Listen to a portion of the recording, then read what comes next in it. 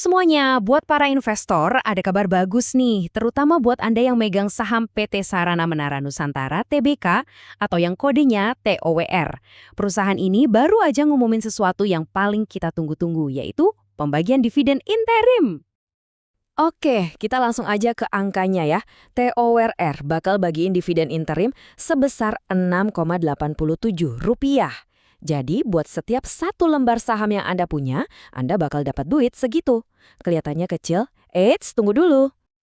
Kalau kita totalin semua, nilai dividen tunai yang dibagiin itu angkanya gede banget loh. Sekitar 400 miliar rupiah.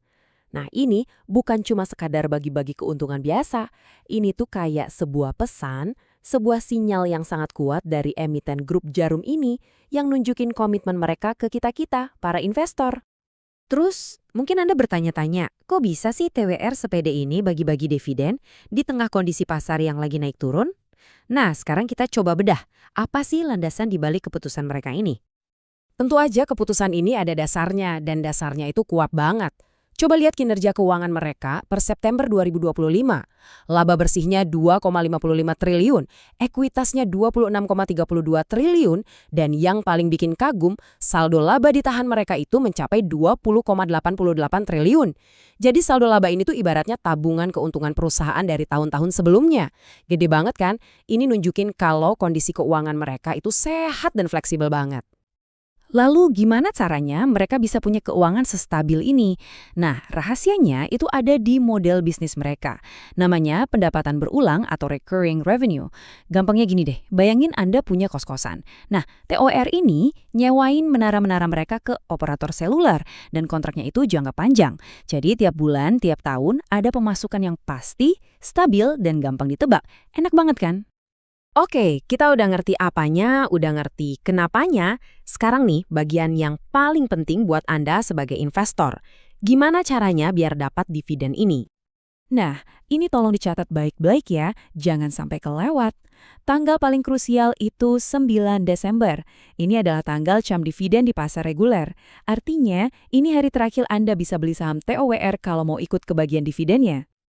Biar gampang ngertinya, bayangin aja cum date itu kayak tiket konser deh. Kalau Anda beli sahamnya pas atau sebelum tanggal itu, nama Anda udah pasti ada di daftar tamu dan Anda dapat dividennya. Tapi kalau Anda belinya di X date atau setelahnya, ya maaf, pestanya udah mulai dan daftar tamunya udah ditutup. Jadi, jangan sampai salah tanggal ya. Nah sekarang, coba kita mundur sedikit dan lihat gambaran besarnya. Sebenarnya apa sih arti dividen ini di tengah pasar yang lagi kayak sekarang? Karena jujur aja nih, kalau kita lihat pergerakan sahamnya sepanjang tahun ini, TOWR itu lagi dalam tekanan. Harganya turun sekitar 16,79%. Tapi penting buat dicatat, ini bukan karena perusahaannya jelek loh, ini lebih karena sentimen pasar secara umum aja yang lagi kurang bersahabat.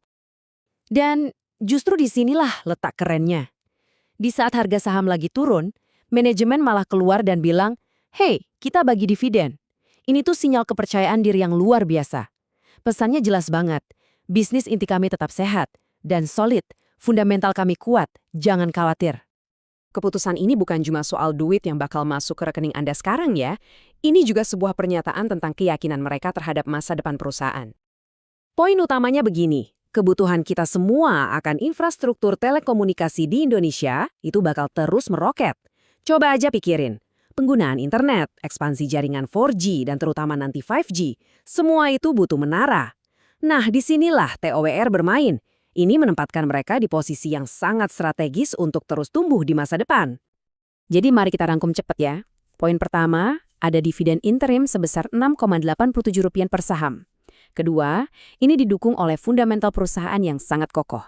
Ketiga, kalau mau dapat, Anda harus sudah punya sahamnya paling lambat tanggal 9 Desember. Dan yang keempat, ini adalah sinyal positif tentang kekuatan TOWR di tengah pasar yang lagi dinamis.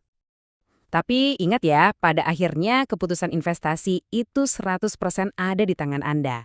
Informasi ini buat ngebantu Anda, tapi riset sendiri atau DYOR itu wajib hukumnya. Nah, pertanyaannya sekarang buat Anda. Dengan sinyal sekuat ini dari manajemen, di tengah pasar yang lagi galau, apakah ini jadi momen yang pas buat mulai melirik lagi saham-saham di sektor infrastruktur telekomunikasi? Coba direnungkan ya.